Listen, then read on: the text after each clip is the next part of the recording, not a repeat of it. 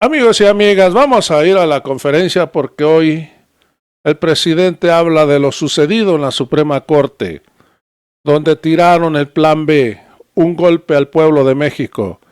Hay que recordar que en ese Plan B decía claramente que ningún funcionario público podía ganar más que el presidente. Hoy estos ministros ganan 4 o 5 veces más que el presidente López Obrador. Vamos a pasar este fragmento de video donde la ministra Loretta Ortiz y la ministra Yasmín Esquivel insistieron en que se estudiara uno por uno los cambios del Plan B, a lo cual el ministro Alberto Pérez Dayán contesta: es inconstitucional definitivamente y aunque a algunos no les guste, la ley es la ley. Y si no es ley, no tengo por qué estudiar ningún fondo. Esto es lo que respondió este ministro. Amigos, vamos a ir a lo sucedido, un pequeño fragmento de lo que sucedió en la Suprema Corte.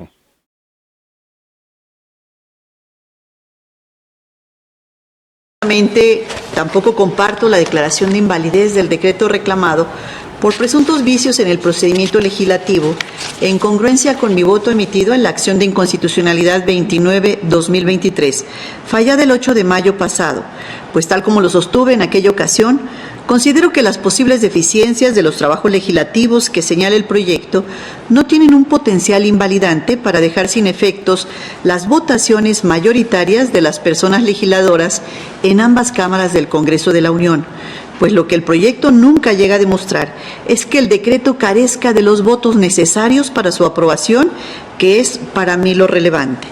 Como lo señalé en la ocasión anterior, el procedimiento legislativo inició con un acuerdo político de la Jucopo, de la Cámara de Diputados, en el que se aceptó mayoritariamente procesar el mismo día las iniciativas que hoy nos ocupan, y el proyecto propone ignorarlo con franca violación al principio de división de poderes, porque en mi opinión, los consensos políticos de los órganos legislativos no nos corresponde juzgarlos, y menos aún desentendernos que en dicha Cámara hubo 267 votos a favor, 219 en contra del decreto de reformas, y en la de senadores, que fungió como revisora, mereció su aprobación por 69 votos a favor y 53 en contra, ejercicio democrático que estamos a punto de invalidar.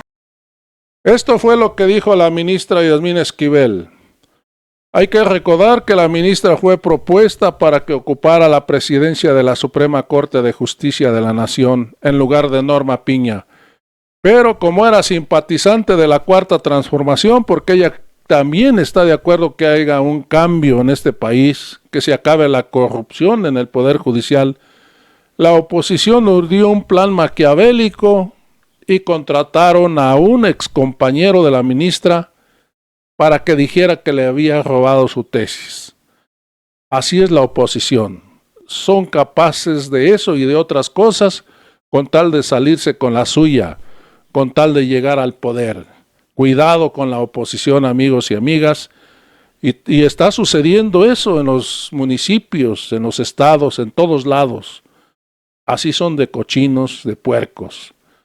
Amigos, vamos a ir a la conferencia porque hoy el presidente habla de lo que sucedió en la Suprema Corte y es urgente que se aplique el Plan C para el 2024.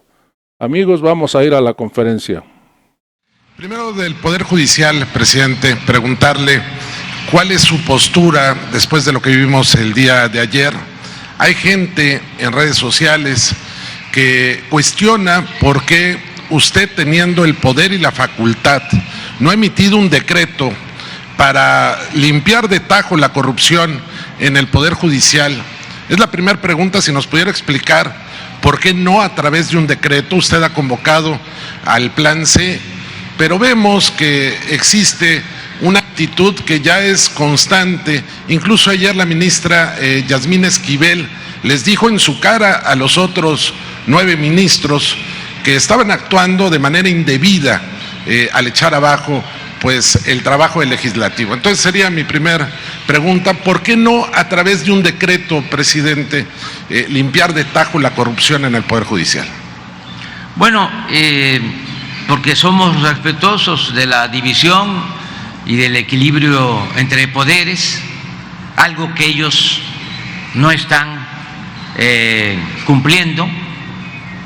Ellos están en una actitud de intromisión en las facultades del Poder Legislativo. Lo que hicieron ayer pues fue corregirle la plana a otro poder. Es como si el Poder Legislativo decidiera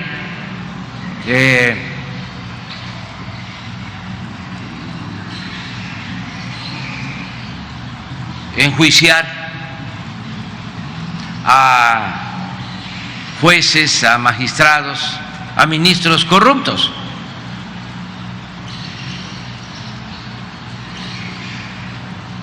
Tendría que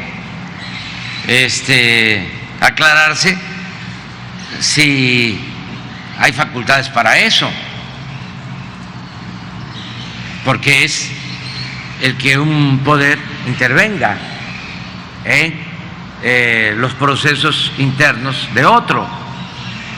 Dirían seguramente, nosotros somos autónomos, somos independientes, y si hay corrupción existe el Consejo de la Judicatura del Poder Judicial, no tiene por qué intervenir el Poder Legislativo.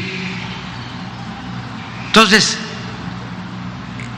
yo interpreto esto más que nada como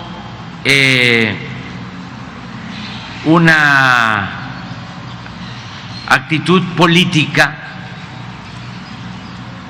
de protección, de defensa de los intereses de una minoría rapaz y corrupta, que era la que dominaba en México, los que se sentían los dueños de México. El gobierno estaba secuestrado, tomado por esa minoría. Como ya no pueden dominar en el Ejecutivo ni en el Legislativo, esa minoría está encumbrando a el Poder Judicial, convirtiéndolo en un supremo poder conservador. Ahí es donde se están queriendo refugiar los delincuentes de cuello blanco, que tanto daño le han hecho al país. Los que se han dedicado a saquear a México tienen ahora a estos empleados a sus servicios, a magistrados y a ministros y también a jueces, con honrosas excepciones. Pero eso es lo que está sucediendo. Entonces, si nosotros intervenimos, si yo emito un decreto, hago lo que en su momento llevó a la práctica Zedillo, de desaparecer la Suprema Corte y de renovarla con otros ministros, despidiendo a los que estaban, pagándoles muy bien por su retiro, pues imagínense, pondrían el grito en el cielo, porque así son de hipócritas los conservadores. Su verdadera doctrina es la hipocresía. Dirían, se trata de una dictadura. Ya ven, teníamos razón. Es una dictadura. No, nosotros queremos hacer realidad una auténtica democracia que no había en nuestro país, y eso hay que tenerlo muy claro. No había democracia hasta el 18, hasta que el pueblo dijo basta. Lo que había era un gobierno oligárquico, una presidencia oligárquica con fachada de democracia. El Instituto Electoral, el Tribunal Electoral, el Poder Judicial, sí, todo eso, pero solo como parafernalia, solo como escenografía. En realidad, el gobierno estaba en manos de una mafia de poder. Y ellos eran los que mandaban en el poder legislativo. Pues miren lo que sucedió. Lo que pasa que hay mucha amnesia. No se hacen análisis críticos. La mayoría de los medios, también con honrosas excepciones, que no informan, sino manipulan. Pero imagínense, en 36 años de dominio de este grupo minoritario con su política neoliberal o neoporfirista, todas las reformas que se hicieron a la Constitución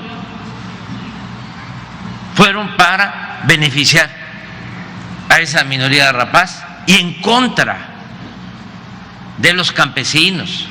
Acuérdense que privatizaron el ejido, que pusieron las tierras ejidales al mercado. Por eso ahora hay ejidatarios que tienen grandes extensiones de terrenos, ejidatarios latifundistas. Eso pasó en el periodo neoliberal.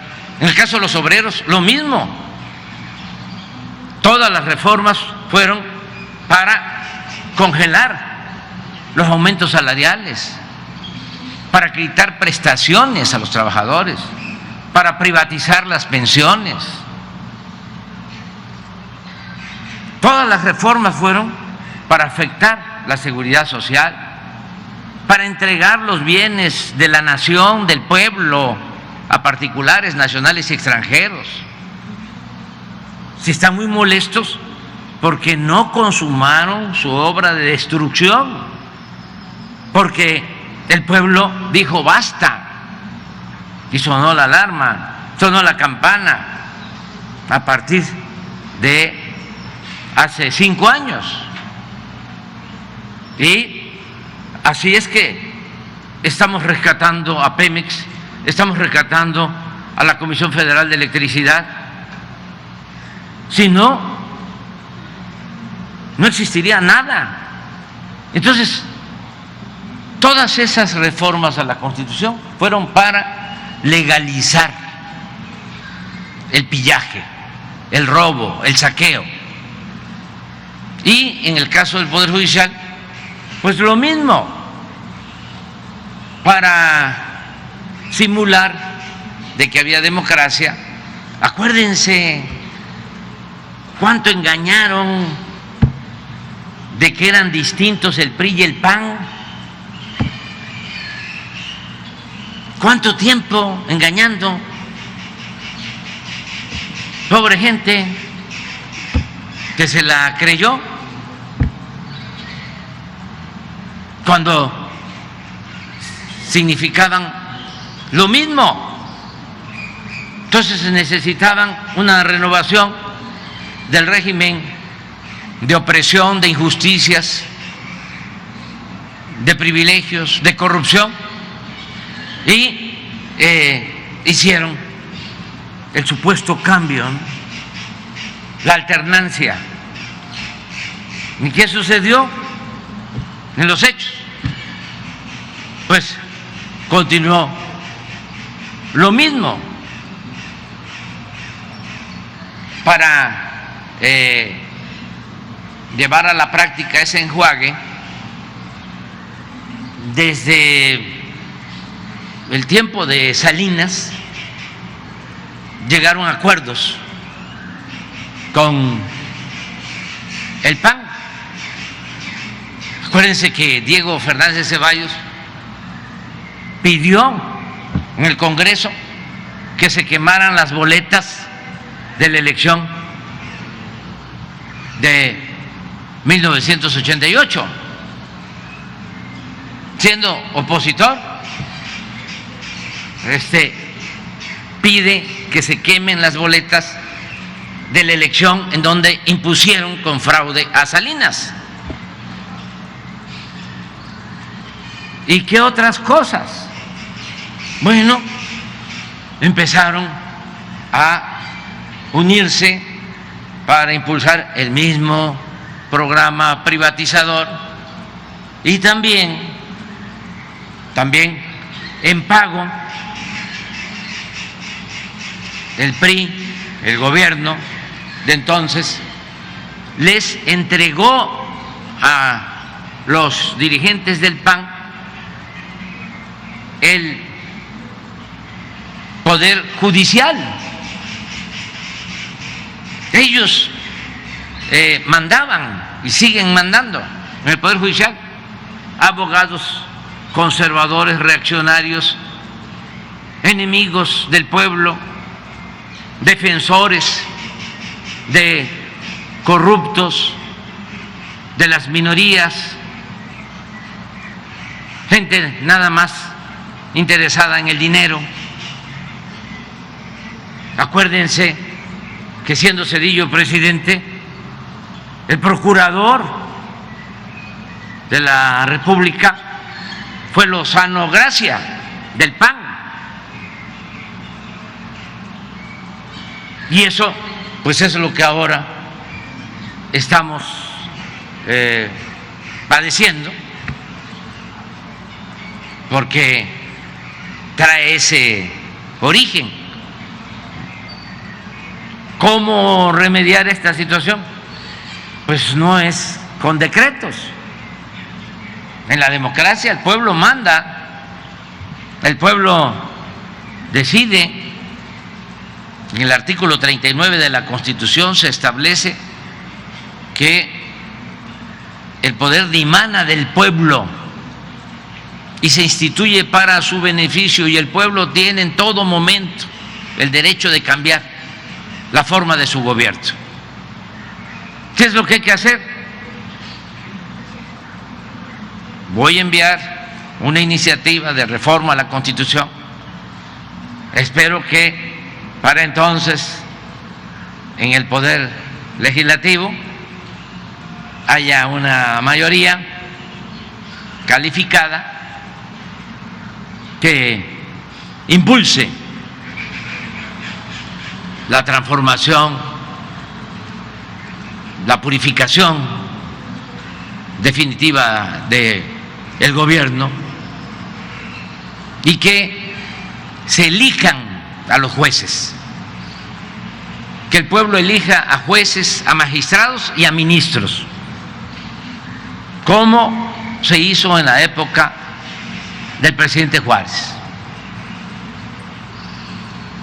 que el pueblo elegía a los integrantes del Poder Judicial bajo requisitos para tener abogados, para tener legisladores, en este caso jueces, magistrados, ministros, que actúen con integridad, con rectitud, que defiendan y protejan al pueblo, que no estén al servicio de la delincuencia de cuello blanco. Eso es lo mejor. Lo otro, pues, sería darles motivo para sus campañas, porque ya ven cómo son de hipócritas, se rasgan las vestiduras. Ya hay un dictador en México. Entonces, eso es lo que yo pienso. Ya sabía, hasta de antemano lo había dicho, de que iban a anular la ley electoral, entre otras cosas, porque estos ministros, y me gustaría que me contestaran, violan la Constitución, en particular, en especial, violan el artículo 127 de la Constitución, que establece que ningún servidor público puede ganar más que lo que tiene como percepción, como sueldo, el presidente de la República. Y yo gano 140, 150 mil pesos mensuales y ellos ganan 600,000 al mes y manejan un fideicomiso para sus viáticos, para vivir colmados de atenciones, de privilegios, un fideicomiso de 20,000 millones de pesos. Entonces, ¿con qué autoridad moral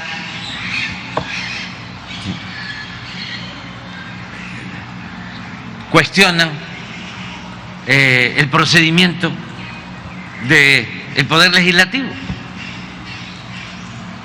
Yo no tengo por qué opinar sobre lo que debería ser el Poder Legislativo, pero como ciudadano y también como presidente les diría,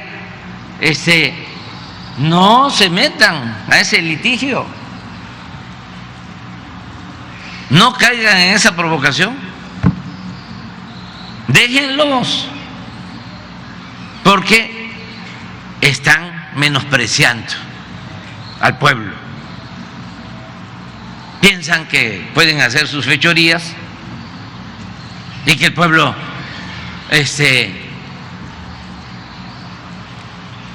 no se da por enterado. Es más, no exagero, la mayoría de ellos en lo íntimo piensan que el pueblo no existe, que la política es asunto de los políticos, de las élites. Así aprendieron, así se formaron. No tienen respeto por el pueblo. La política, según ellos, se hace en la cúpula, se hace entre políticos, en este caso entre jueces, magistrados, ministros, ¿no?, amigos, familiares, allá arriba. El pueblo no. Se les olvida que la política es asunto de todos y que estamos viviendo un momento estelar en ese sentido, porque la gente está muy consciente, no deja pasar nada. Por eso se ha ido avanzando en la transformación. Bueno, con decirles que les estamos ganando a los reaccionarios, aun cuando cuentan con el apoyo de la mayoría de los medios de manipulación, que no de información, con honrosas excepciones, porque aquí en Chiapas hay medios de información libres y verdaderamente independientes, cercanos a la gente, distantes del poder, esté quien esté en el poder. Pero no han podido. Todos los días un bombardeo de mentiras cada vez se desesperan más, muestran el cobre y gritan, insultan, pero no. Y lo mismo sucede con los pseudointelectuales o académicos de la derecha, que antes simulaban ser independientes y ahora ya fuera máscaras, ya se están situando como lo que son, intelectuales, escritores, al servicio de los varones del dinero en México. Acabo de ver de que ya formaron con un grupo de estos escritores intelectuales, Sheridan de Letras Libres, Aguayo, un comité para opinar, porque son sabiondos y expertos. Ellos van a definir las reglas para la elección de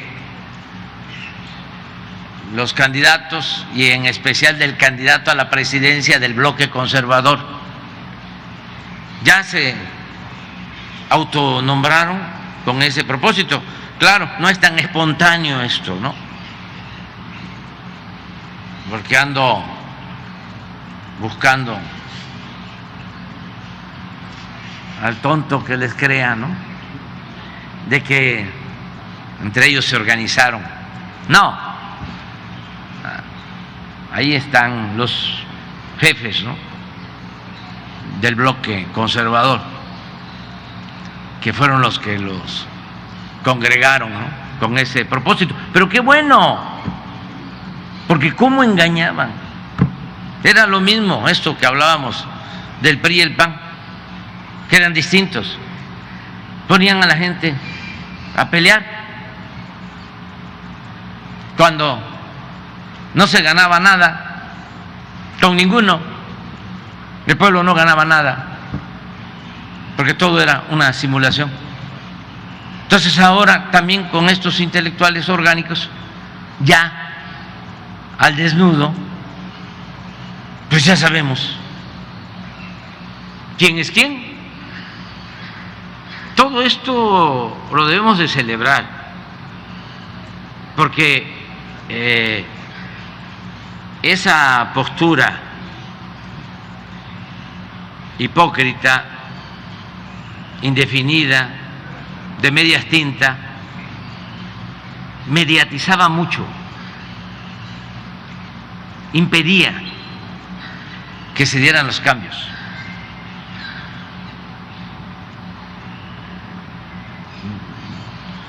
Porque engañaban. Ahora no, ahora ya está muy claro. Son dos agrupamientos, como ha sido la historia de México siempre: conservadores y liberales con dimensión social, y que cada quien se acomode. Pero nada de que soy independiente. ¿Se acuerdan que habían hasta candidatos independientes? Hubo una época en que impulsaron desde el mismo régimen a los llamados candidatos independientes, independientes del pueblo, no del poder, y engañaron también muchísimo con eso. Hasta para la candidatura a la presidencia, la vez pasada hubo un candidato independiente, ni siquiera reunió las firmas que se necesitaban, pero como el que mandaba en el INE les dio la orden que lo registraran. No tuvo que juntar las firmas o las falsificaron y le dieron el registro porque necesitaban un independiente. Y todo esto también con el propósito de seguir confundiendo. Imagínense, Cuadri, que ahora es diputado por Coyoacán, y siempre me gusta poner el caso de Cuadri en debate, no por Cuadri solamente, sino porque mucha gente de clase media con mentalidad conservadora, aspiracionista, que se dan ínfulas, ¿no?, de estar bien informados, son los que se dejan engañar, se dejan manipular con mayor facilidad. Pues imagínense, votar por Cuadri, pero en Coyoacán, donde se supone que viven los de mayor nivel académico, intelectuales. ¿Cuántas veces Cuadri, candidato a la presidencia? Como 2 veces. Impulsado por la maestra Elbester Gordillo. Pero todo eso ya se olvidó. ¿Qué dice Cuadri? Entre otras cosas, dice: si no existiera Chiapas, si no existiera Oaxaca, si no existiera Guerrero, México fuese una potencia.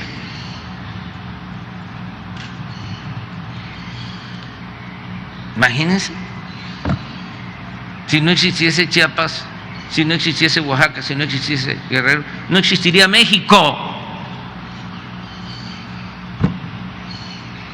Pero esas eran las grandes personalidades del conservadurismo, y ahí anda. Hace poco, no sé si tienes ahí la foto, el presidente del PAN lo afilia al PAN. No es para darles consejo, pero también un consejo no se le debe de negar a nadie. Pero ¿cómo lo va a afiliar al PAN? ¿Cómo va a sacar votos aquí en Chiapas, el PAN? Con Cuadri. Se planteó que desapareciera Chiapas. Entonces, bueno, ya me extendí un poco, pero tenía ganas y es que aquí me inspiro.